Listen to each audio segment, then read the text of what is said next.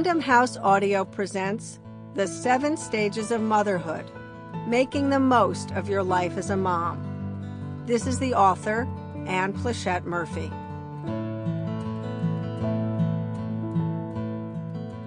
Motherhood. It's the defining event in a woman's life, a seismic transformation, a path we travel forever. But most of the literature on motherhood neglects the mother. We're coached on the how-tos, not the why-me's. We're encouraged to stand in our children's shoes while our own shoes gather dust. As we learn to read our kids' signals, anticipate their needs, and accommodate their demands, we rarely take the time to reflect on where we are or where we want to be. The result is that even the most confident mom often feels unsure of her footing. And those of us who aren't so sanguine worry that we're headed in the wrong direction entirely, dragging our children along this path toward God knows where. When Maddie and Nick were babies, I devoured every child development tome I could get my hands on. The fact that I was editing the leading parenthood magazine in the country gave me access to the best and the brightest among baby experts. Dr. Spock and Brazelton were on my speed dial. But rarely did a day go by that I wasn't painfully aware of my rookie rating. Second-guessing became second nature. I was great at giving other people advice about bedtime rituals or picky eaters, but I routinely spent 2 hours trying to get Maddie to bed, even resorting to crawling out of her room on my hands and knees to avoid making the floor creak. With Nick, my been-there-done-that status helped a little, but the first boy in a long line of Pleshette Murphy girls made it clear from birth that he was composed of a completely different set of chromosomes than his sister.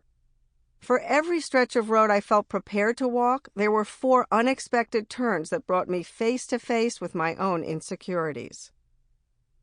When I left parents to write this book, Maddie and Nick were 13 and 9 respectively, and I was the parenting contributor to Good Morning America.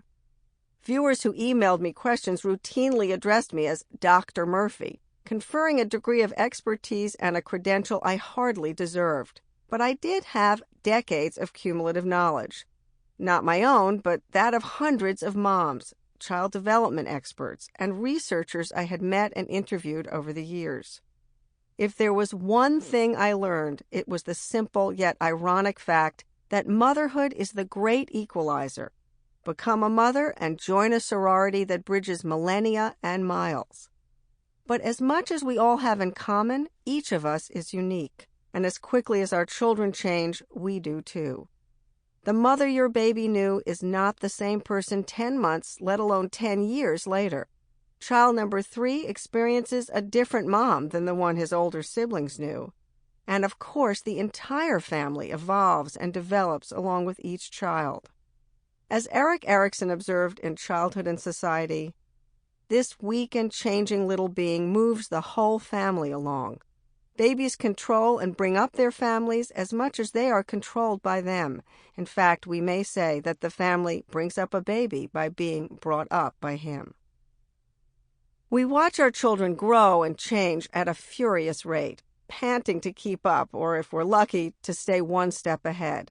And in so doing, we develop muscles, new ways of thinking, and a whole new self-concept. One eminent psychologist characterized our evolution as a kind of contained vertical progression, a building that grows taller but remains solidly rooted in place.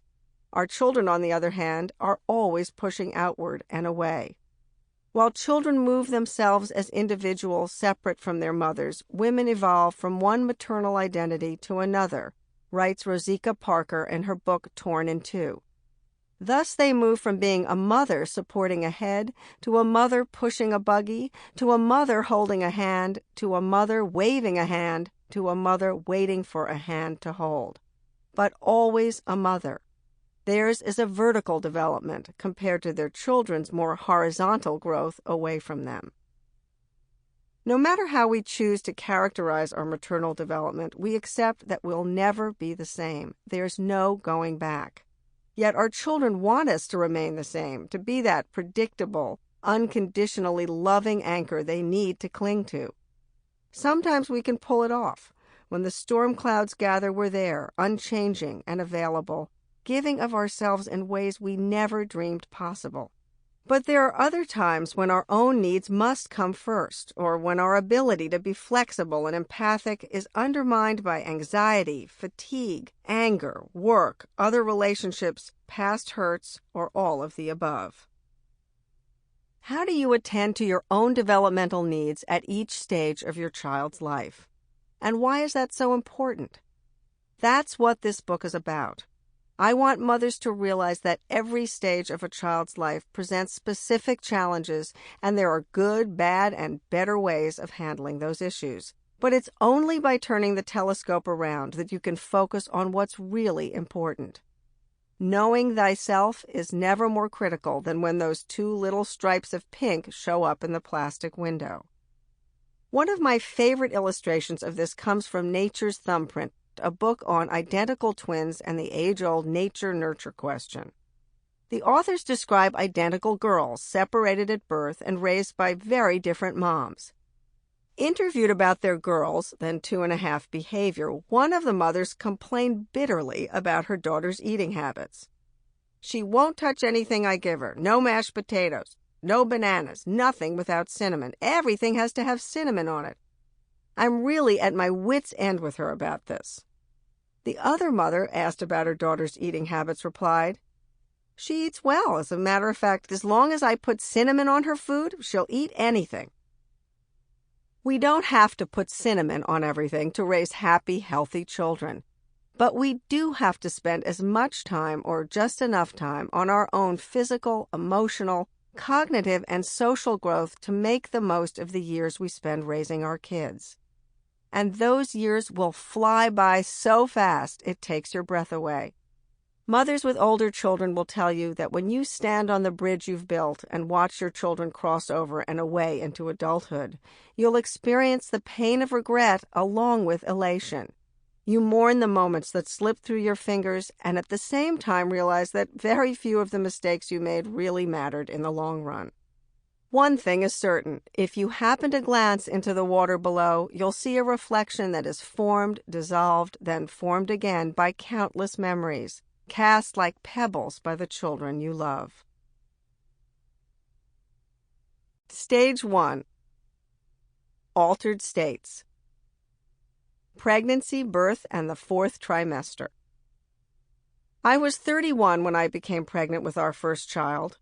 From the moment my obstetrician gave us the good news, I began to fantasize about our baby, to picture myself as a mother. The hazy sonogram image I carried in my wallet, the fetal heartbeat, those first fluttery kicks changed my sense of who I was and who I was becoming. Long before my husband Steve and I settled on our baby's name, Molly, I had turned a dramatic corner. Just how sharp that corner really was, I would discover in an agonizing way. Molly died 2 days after her birth, tearing a hole in our lives. Even though I knew that I could have done nothing to prevent her death, which was due to a highly rare form of intrauterine growth retardation, I suffered profound feelings of worthlessness and guilt. During the succeeding weeks, Steve and I held on to each other, sharing our sadness and loss. Then Steve returned to work and I recuperated at home. As the news spread, a love tide of condolence notes poured in from family and friends, colleagues, acquaintances, people we saw often and others we hardly knew. I found myself reading and rereading every word, whether a multi-page letter or a treacly Hallmark card. I hoarded the notes, counted them, organized and sorted them. Opening the mail became a kind of obsession, the one pastime I craved during an otherwise desolate period. Only when I was pregnant with Maddie the following year did I understand why the letters had meant so much.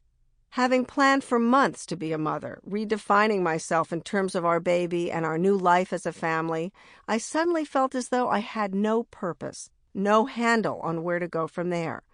I had lost not only a chance to hold and love our baby, I was deprived of my new identity.